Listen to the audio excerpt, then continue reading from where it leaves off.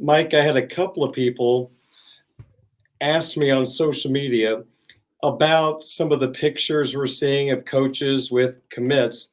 And since the season ended up until maybe a few days ago, fans were noticing you didn't see a lot of offensive coordinator and quarterback coach Tommy Rees. Now, during this particular interview on the YouTube channel, you actually posted a picture of Tommy and Coach Freeman with Minchie. So there's an example. And lately we've seen him pop up a couple of times. Is this a sign, Mike, that he might be spending more time working on the portal, specifically the quarterback position, more so than being out on the road like the other coaches? There's three possibilities, Okay. right, of why. Because it's not only you're not seeing pictures. For folks who are subscribed to blueandgold.com, by the way, still just $10. One charge of $10 gets you access to the start of the next football season. I write an update every morning, Monday through Friday. Is like, here's where the coaches will be, and sometimes I just don't report on Tommy Rees. Not at somewhere between not at liberty, not able to report, whatever you want to call it. But there's three possibilities, right? One, he's just being lazy, right? He's just sitting at home eating Cheetos, which he's not. We can rule that one out. That's not it, okay? Two, he's interviewing for other jobs, which there's not been a single report of him interviewing for other jobs. He's not being mentioned anywhere. So I think we can rule that one out. Or Darren, Notre Dame, he's recruiting transfer portal guys, and the Fighting Irish just kind of want some of their transfer portal stuff kept under the radar. That's why. That's why. I mean, he's the offensive coordinator, right? So he's going to see offensive recruits, right? Quarterback's his position. He's seen Kenny Minchie. He's been to CJ Carr's high school. CJ Carr's commit for Notre Dame in 2024. Of course, Minchie's the Irish pledge in 23. He's had some home visits with, I think, a couple offensive linemen. But, he was in Austin last Thursday, spent time with the receiver commits. So he's seeing most of his offensive commits, but you have the position coaches, you have Marcus Freeman doing that as well, and Rees is being able to go out and see transfers. So, it's not as much babysitting Cooper Flanagan or, Sullivan Absher. He's not doing as much of the high school stuff as the position coaches, and Marcus Freeman might be. He is presumably seeing transfer portal targets. Does that make sense, Darren? It does. Okay. As far as you know, the position coaches, are they heavily involved in portal activity? I assume there's some communication with the players. So they're doing that on top of visiting commits. Yeah, Chancey Stuckey saw Virginia Tech receiver transfer Caleb Smith, and that got out there because the young man posted on Twitter. But yeah, position coaches are certainly involved. And then in terms of like positions Notre Dame is working on, it's interesting because there's several positions that, you kind of think that they're looking at, whether it's rumblings or just what would make sense. But how many can they bring in? That's the interesting factor. So you got quarterback. That's an obvious one. Receiver, mentioned tight end as a possibility. Viper. Something to keep an eye on. Viper, absolutely.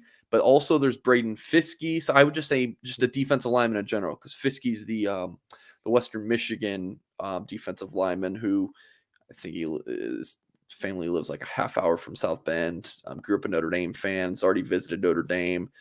And then they got a kicker, USF's Spencer Schrader. So yeah, several positions, and it'll be interesting to see how many they're able to take out of the transfer portal, because it also kind of depends on how many high school players they end up signing. So a lot of moving parts. Sometimes I think my job's stressful. I can't even imagine what it's like, on Notre Dame's end, kind of putting all these pieces together. But they also make more money than I do, so they'll be fine. The Irish did have a decommitment from the 24 class since the last time we spoke. Brandon Davis Swain, a defensive lineman. Your thoughts on this news coming the way of the Irish? Yeah, not surprised in the slightest.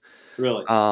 No, no, and I'd been reporting as much that I just didn't see this one.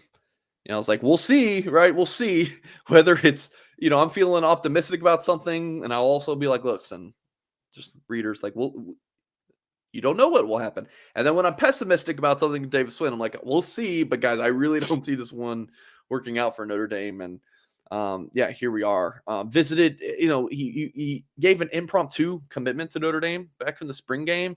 I think it was something he was going to a camp in the spring, and he looked at a map and saw, oh, it's in Indianapolis. I can stop at Notre Dame on the way. And then that led to him committing to Notre Dame while on campus for the Blue Gold game. So it's like Notre Dame's not really a place you have an impromptu commitment to. Like you go back to the Lou Holtz quote. It's like if you know Notre Dame's a place for you. But if you don't, you just don't. And just to give a really early random commitment to Notre Dame and then visit all these other places, it just never felt like it was going to stick to me.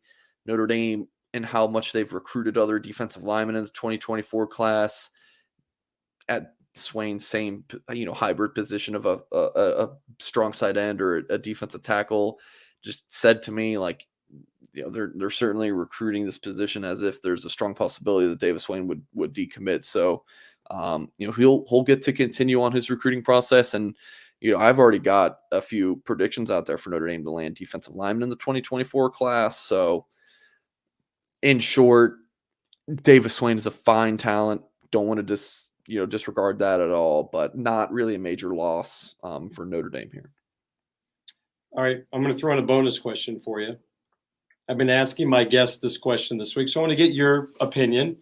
So if you're Marcus Freeman, going into the Gator Bowl, you got Tyler Buckner, healthy, taking part in practice, not getting hit, and you've also got Steve Angeli, who's been the backup, waiting in the wings while Drew Pine was playing the quarterback position. If you were Marcus Freeman, how would you handle the quarterbacks in the Gator Bowl? Since Buckner was your starter at the start of the year, do you go back to him? Do you play both to build for the future? How would you attack it? Was this a Twitter poll you did? I feel like I saw that. There was something like that, yeah. And it was very close. The four options, there was like 9% difference from first to last. So there's a lot of different opinions. Yeah, for me, it's hard to answer the question without all the information at hand. Like, just how healthy is Buckner? That's the thing. Like, if he's like 100%, this shoulder is better than it was, before the injury, then yeah, just play him. Just like see. Like, how do they feel about Angeli? Do they honestly feel like he's a guy who could compete next year? Because if he is, you play both. How badly do you want to win this game? Like, is this like we need to win this game? There's no time for experiment. So I have more questions than answers. But to give you an answer, I would say start Buckner, give him a few series, play Angeli. Just try it out. Just try it out. Try to win the game. Give Buckner I don't know what you're going to call it for next year, a tryout, a rehearsal, whatever. Show the staff what he's got with that better O-line, right? Because that's I don't want to call it an excuse, but let's call it an excuse. Oh, he wasn't good in the first two games. The offensive line stunk. Well, I think all 5 offensive linemen are going to play in the Gator Bowl. So we'll see. We'll see. But also try Angeli. We'll see what he's got as well.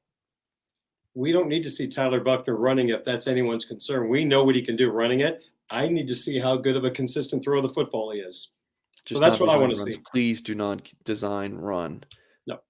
Notre Dame won a lot of games this season without any design runs really from Drew Pine, right? Do not make Tyler Buckner the offense, please. The kid is he God love him, tripped down some stairs and got hurt. Like, we do not need more Tyler Buckner injuries. Protect him. No. Come on.